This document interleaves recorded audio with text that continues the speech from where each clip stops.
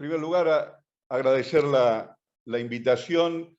Mi idea hoy es brevemente compartir algunas reflexiones sobre temas en los que uno viene reflexionando, trabajando desde hace un tiempo y compartir estas reflexiones básicamente con el ánimo de provocar en ustedes el debate, el intercambio, porque creo que estamos en un contexto tanto a nivel nacional, regional como internacional, muy particular, muy novedoso en muchos aspectos, que afectan a nuestra materia, que afectan a nuestro quehacer como administradores tributarios, y entonces me parece que conviene reflexionar sobre muchas cuestiones que hasta ayer eran consideradas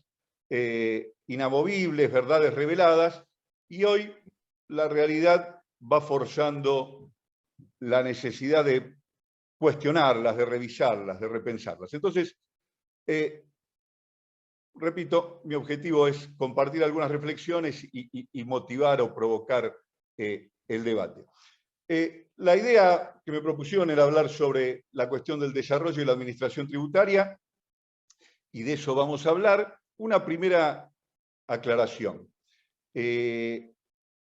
Una de las cuestiones a revisar es esta idea de que está la política tributaria y está la administración tributaria, como si fueran dos cuestiones separadas, una distinción analítica que como distinción analítica sigue siendo válida. La política alude a la capacidad de diseñar y decidir las cuestiones básicas, la política tributaria, ¿verdad? Las cuestiones básicas que hacen a qué sujetos afectar, sobre quiénes recargar el peso y qué bases imponibles determinar, el peso del financiamiento del Estado, y la administración tributaria hacia la ejecución. Pero la verdad es que, lo sabemos muy bien, el mundo en que vivimos hace que sea mucho más interesante la parte en que estos dos conceptos se interrelacionan, la intersección, si quieren, entre uno y otro, que la distinción, ¿no? En aquello que van indisociablemente juntos, la política y la administración tributaria, se juegan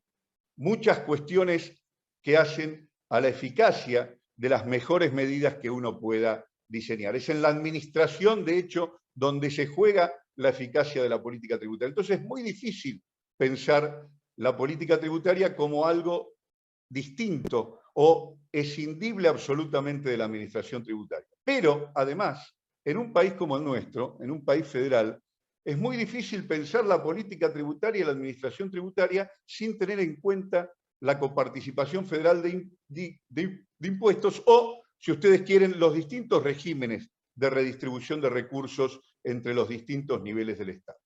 Estas tres cuestiones, la política tributaria, la administración y la coparticipación, constituyen, me parece, en la Argentina una tríada que conviene pensarse en conjunto. Nosotros, los administradores tributarios, debemos pensarla en conjunto, teniendo siempre en cuenta las interrelaciones que existen entre ellas y los efectos sistémicos que se van a dar cuando tomemos una medida en cualquiera de esas tres dimensiones. Entonces, yo voy a hablar de la administración tributaria, voy a poner un foco allí, pero tengamos en cuenta que lo que digamos en términos de administración está íntimamente relacionado con la política y con la coparticipación. Y sobre este último punto, muy especialmente, hay un ejemplo que puede ilustrar bien lo que digo. Está por ahí más claro y más trabajada la relación entre política y administración tributaria, pero la cuestión federal en la Argentina es muy relevante. Una decisión casi trivial como modificar un vencimiento, y esto es de mucha actualidad, ¿no? Con los grandes vencimientos del impuesto a las ganancias y de bienes personales, en los últimos años ha habido una tensión entre los colegas contadores y la administración por distintas razones en relación a esta cuestión. Y más allá de las razones que asistan a las partes en esta controversia sobre la fijación de los vencimientos, hay una dimensión que no se toma en cuenta, y es la dimensión federal.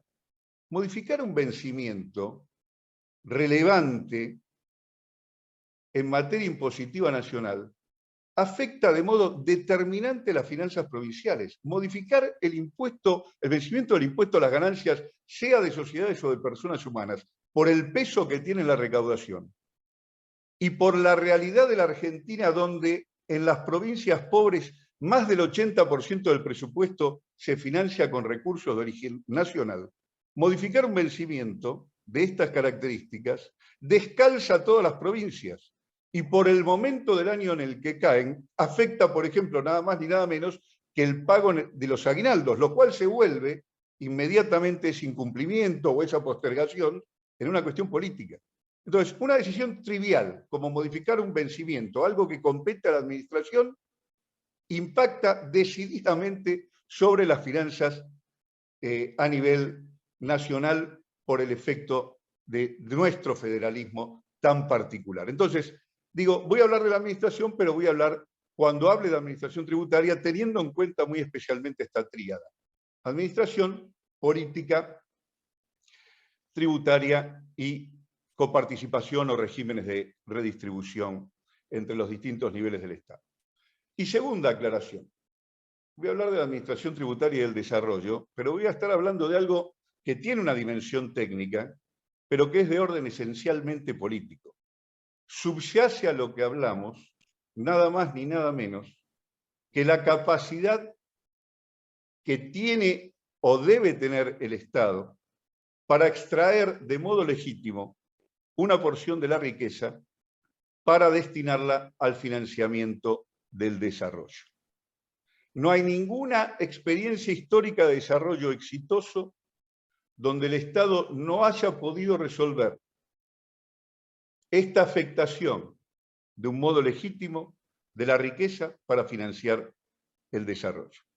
Los mercados por sí solos no generan desarrollo, generan riqueza, generan expansión económica, pero no generan desarrollo. El desarrollo es una resultante de la combinación del mercado con el Estado. Y si el Estado no puede resolver la necesaria afectación de la riqueza para financiar el desarrollo, no hay desarrollo. No se trata de una cuestión de revanchismo de clase, ni de una cuestión moral, ni de una cuestión de envidias. Se trata de una precondición del desarrollo. Si el Estado no logra, de un modo legítimo, capturar una porción de la riqueza que los mercados generan para afectarla al desarrollo, no hay desarrollo. Insisto, es una precondición. Entonces, cuando hablamos de administración tributaria y desarrollo, o de esta tríada que decimos, y el desarrollo, estamos hablando de una cuestión técnica, pero estamos hablando o aludiendo a una cuestión política de primer orden. Y en este sentido, o me gusta, cuando hablo de estas cuestiones, traer a cuento una cita que tiene que ver con esto, que algunos de los que me conocen saben que me gusta repetir. Y la cita es esta que ustedes ven acá. Permítanme leer con ustedes. Se advierte un sistema tributario donde prevalece la imposición indirecta, afectando a los sectores de ingresos medios, y que deja intacto el amplio margen de consumo superfluo de las clases de ingresos superiores, un sistema tributario regresivo que deja inmunes a las altas rentas y grandes patrimonios, en el cual proliferan deducciones, exenciones, franquicias que reducen la base imponible del impuesto a los réditos a un alto costo fiscal y social. Un sistema tributario que deja moverse a sus anchas variados mecanismos de evasión legal e ilegal, un sistema tributario que multiplica impuestos satélites para ocultar la impotencia de no gravar, mediante pocos y fundamentales tributos, las manifestaciones reales de la capacidad contributiva que se extiende a contribuyentes menores para evitar la participación de los grandes contribuyentes. Esta cita, para muchos de ustedes, revela su temporalidad, porque nos habla del impuesto a los réditos, del antecedente del actual impuesto a las ganancias. Esta cita alude a la Argentina, y me la encontré allá cuando empezaba a dedicarme a estos temas, estudiando, hace muchos años atrás, estudiando la reforma tributaria del 73, la que se trató en el Congreso en los primeros días de diciembre del 73. Lo interesante es que esta cita la decía el entonces diputado Héctor Sandler en el Congreso para apoyar algunas de las iniciativas de esa reforma. Es decir, que esta cita, que seguramente muchos de ustedes suscribirían porque describe muy bien la situación actual, era válida en la Argentina del 73. Pero ¿saben qué es lo interesante? Esta cita que yo conocí a través del diario de sesiones por la intervención del diputado Sandler, en realidad no era de Sandler. Sandler citaba al profesor Herschel, que había hecho un trabajo por encargo de la Facultad de Ciencias Económicas de la Universidad de Buenos Aires, a las cuales muchos de nosotros bien conocemos porque allí nos hemos formado, y el profesor Herschel la escribió en el año 1962. Es decir, que es una cita que representaba a la Argentina de hace 60 años, a la Argentina de hace 50 años y a la Argentina de hoy. La traigo a colación para poner en evidencia que el tema que nos ocupa en la Argentina es un tema de larga data, un tema que traemos mal resuelto o no resuelto desde hace mucho tiempo y sobre el cual conviene reflexionar y actuar seriamente, porque de no resolver estos problemas es muy difícil que la Argentina tenga un proceso de desarrollo sustentable y perdurable a lo largo del tiempo, como el que seguramente muchos de nosotros queremos. Dicho esto, me gustaría hacer una tercera y última aclaración para estas reflexiones que voy compartiendo con ustedes. Cuando esta frase fue dicha y cuando fue anotada, el Estado argentino y los estados en el mundo tenían muchas modalidades para afectar la riqueza, capturarla y financiar el desarrollo.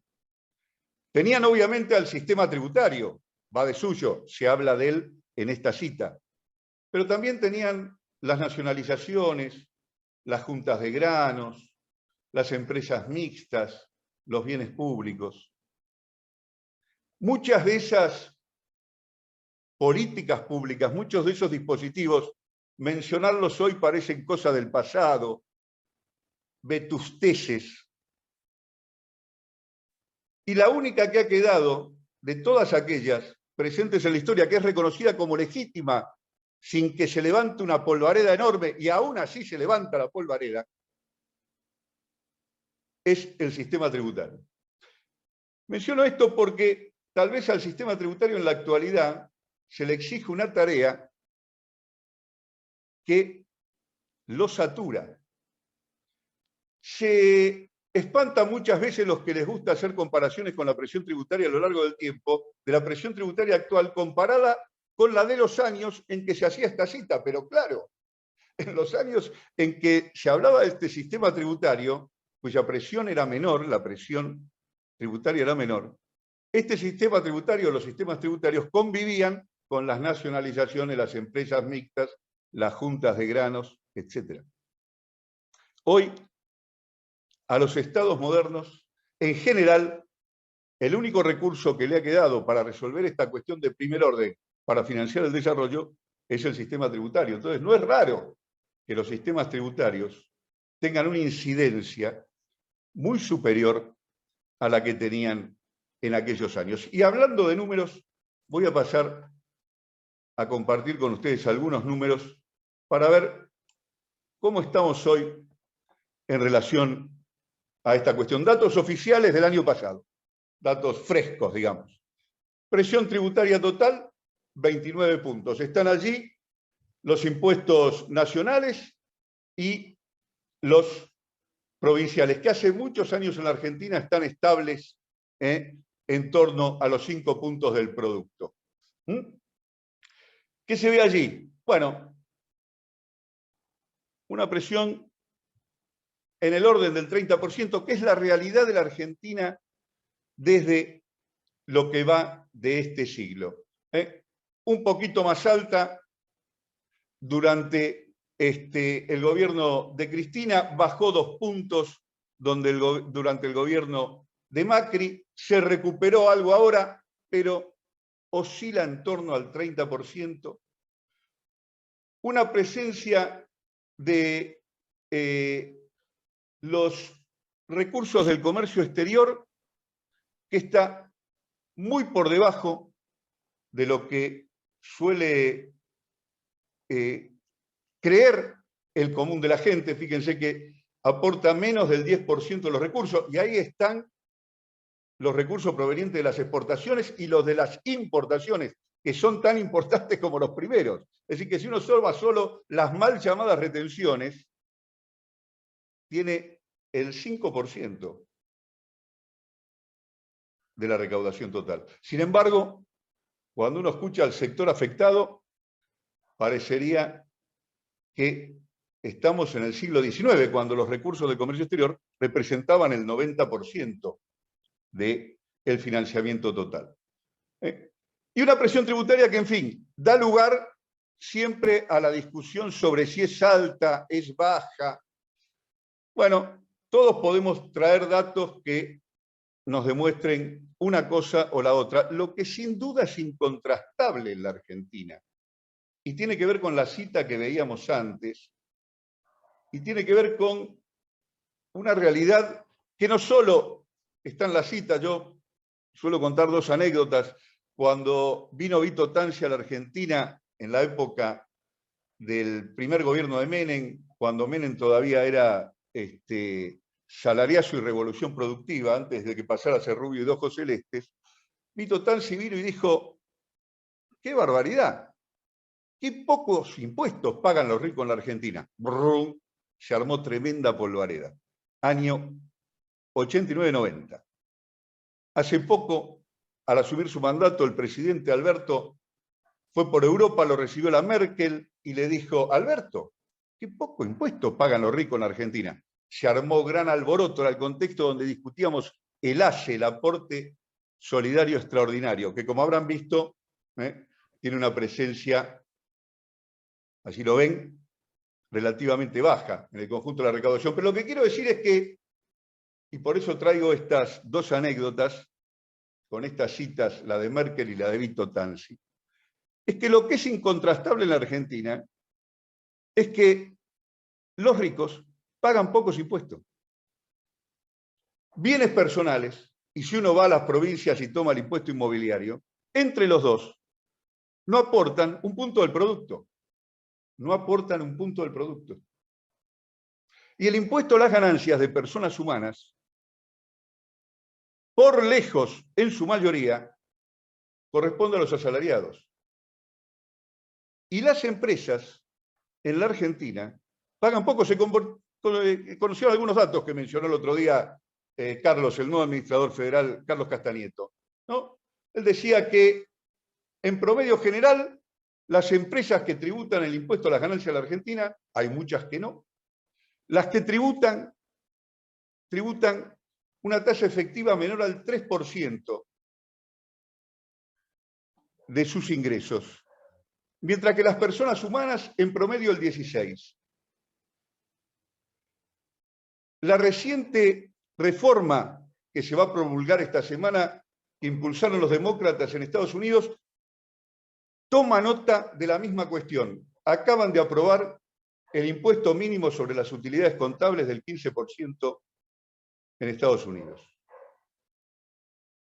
Y, reforzando lo que decíamos de la tríada, la propia reforma establece una asignación extraordinaria de $80.000 millones al IRS, a la Administración Tributaria Americana, para que fortalezca la capacidad de control y auditoría sobre las grandes compañías, porque se verifica, al igual que en la Argentina, que las grandes compañías, sin que estén en la ilegalidad, no pagan. Estaba el dato el otro día, ¿no? Lo difundía también Carlos Castanieto. 222, un tercio de los grandes contribuyentes nacionales, presenta para el ejercicio último impuesto determinado igual a 0. 153 de ellas lo hacen hace por lo menos 3 años. Sorprendente. Es un fenómeno global. Estados Unidos tiene la misma cuestión, por eso va el impuesto mínimo. Una idea muy interesante, pero en todo caso, ¿qué es lo que estoy tratando de hacer notar? Que hay un fenómeno global que también se desplaza a la Argentina, pero con características particulares, que es el bajo nivel de contribución que establece la riqueza o que hace la riqueza al financiamiento, o los que con mayor capacidad contributiva tienen al financiamiento del desarrollo. Y se vienen haciendo muchas cuestiones, o se vienen tomando muchas medidas. En la Argentina, este gobierno ha sido muy dinámico en materia de política y administración tributaria. Un impuesto que estaba en vías de extinción como bienes personales, lo recuperó, lo potenció, lo progresivizó. Lo mismo con el impuesto a las ganancias de personas jurídicas y personas humanas. Creó, como dijimos, el aporte solidario extraordinario, impulsó el impuesto, lo que llamó el impuesto a la renta inesperada, que duerme el sueño de los injustos, lo mismo que el pago para que quienes la fugaron, así se lo conoció popularmente, financie el pago de la deuda. Frente a la trabazón del impuesto a la renta inesperada, se anunció también estos días el pago extraordinario anticipado para las empresas más grandes. Es decir, se han tomado una gran cantidad de medidas en política y ni que hablar en materia de administración. Se participa activamente en las discusiones que hoy conocemos como Pilar 1 y Pilar 2. Se firmó el acuerdo Country by Country con Estados Unidos y estamos cerca de que se firme FATCA. Se utilizaron la información que proviene del intercambio sobre cuentas de la plataforma OCDE, el intercambio financiero automático, que estaba dormido y sin usarse. Se avanzó en materia de trazabilidad, en la integración con provincias, padrón federal, monotributo unificado. Padrón federal es un avance extraordinario, tanto en materia de simplificación para el contribuyente como en materia de control. Yo suelo decir, en la administración tributaria, yo soy anterior a la CUIT. Cuando yo ingresé a la administración tributaria, la CUIT no existía. Recordarán, tal vez, algunos de ustedes, cada contribuyente tenía un número distinto para cada impuesto.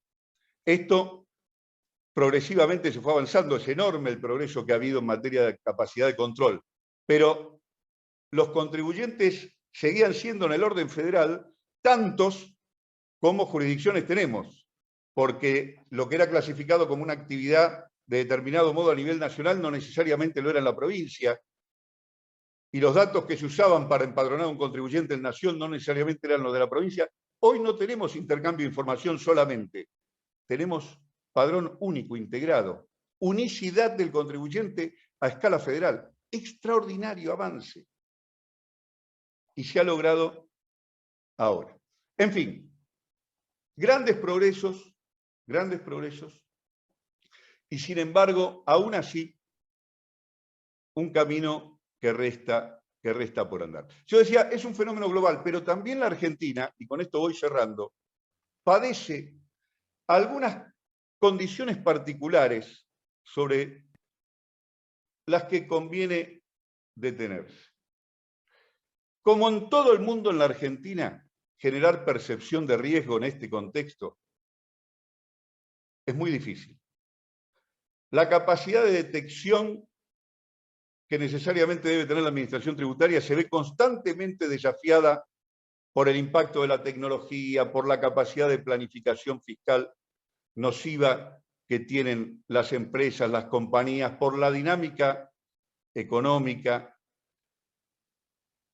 Y esa capacidad de detección, y voy cerrando, esa capacidad de detección que en el mundo es difícil, en la Argentina, para convertirla en disuasión, que también en el mundo es difícil, nos toca lidiar con algunas condiciones generales que son muy particulares para que la percepción de riesgo sea real. Porque si el incumplimiento no tiene sanción, y recién se hablaba de la ley penal tributaria, si el incumplimiento es gratis, sea un incumplimiento formal o material, entonces es muy difícil que la conducta se corrija. Esto es muy difícil en todo el mundo, pero en la Argentina hay dos condiciones muy especiales que afectan esto y que hacen que los grandes contribuyentes, a diferencia de lo que pasa en el mundo, estén menos dispuestos a aceptar los ajustes del fisco que en otras partes. ¿Por qué? Porque juega el dios Cronos, juega el tiempo. Y en la Argentina, litigar, ir a largas, no aceptar el ajuste, tiene los beneficios del dios Cronos, porque mientras el dios Cronos, ustedes recordarán aquel de la mitología griega que tenía la capacidad de jugar con el tiempo, el dios Cronos, en el medio, más temprano que tarde va a traer un blanqueo o alguna amnistía de alguna índole. Y el dios Cronos, más temprano que tarde en la Argentina, va a traer una devaluación. Entonces, el incumplimiento que en algún momento significó 10 millones de dólares, por decir algo, pasado el tiempo, blanqueo y hoy devaluación mediante, se convierte en un décimo en términos de dólares. Entonces, ir a largas se hace beneficioso. Lo iba a traer, pero para no demorar, algunas citas del reciente fallo Vidal. Se hablaba de la ley penal tributaria. El fallo Vidal de octubre del año pasado, en cabeza de la Corte Suprema, revirtió una tendencia que sabiamente algunos juzgados venían poniendo en evidencia. Es que en la Argentina, además, existe la inflación en niveles que superan lo conocido en el mundo.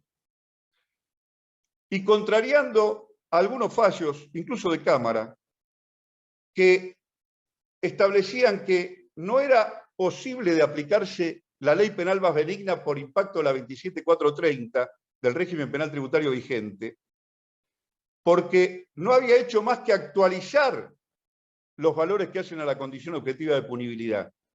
No había modificado la tipificación. Era una mera actualización. Por lo tanto, no correspondía aplicar ley penal más benigna como sí se había hecho en muchas ocasiones previas. El fallo Vidal saldó la cuestión. Ley penal más benigna. Entonces, la capacidad de detección y disuasión del fisco se hace difícil cuando hay blanqueo, se hace difícil cuando hay devaluaciones y se hace difícil cuando las meras actualizaciones, producto de la inflación, aplican la ley penal más benigna. Entonces, pilas de causas se caen como castillos de naipe sin sanción alguna. En definitiva, llamo a esta capacidad que tienen los sectores de mayor capacidad contributiva en la Argentina de resistir muchas veces legalmente la tributación que les corresponde, la llamo restricción interna. Jugando con el concepto de Diamant de restricción externa, todos sabemos lo que es la restricción externa, la padecemos cuando la Argentina crece, demanda más dólares de lo que es capaz de generar, se produce el estrangulamiento, a esto llamaba Diamant ya en los 60, 70, restricción externa, un fenómeno que se repite una y otra vez con las consecuencias que vivimos estos días. Y lo hago jugar ese concepto de Diamant con uno de Michael Kalecki, un economista que trabajó en la misma línea contemporáneo de Keynes, pero que anotaba algo distinto de Keynes, en el sentido de que el empresariado bajo ciertas condiciones puede resistir e incluso contrariar decisiones que irían en su propio beneficio, aun cuando las condiciones objetivas sean favorables, aun cuando tengan una situación de negocio favorable, de prosperidad y de buenos niveles de rentabilidad, pueden resistir las políticas públicas por razones de otra índole. Combinando a estos dos autores es que juego con el término de restricción externa, solo para señalar que si la Argentina no logra vencer, resolver esa restricción interna que hace que los sectores de mayor capacidad contributiva nieguen lo que le corresponde para financiar el desarrollo, no habrá desarrollo en la Argentina y tendremos que seguir soñando el mundo justo que la Argentina está en condiciones de hacer, pero no logra. Nada más y muchas gracias.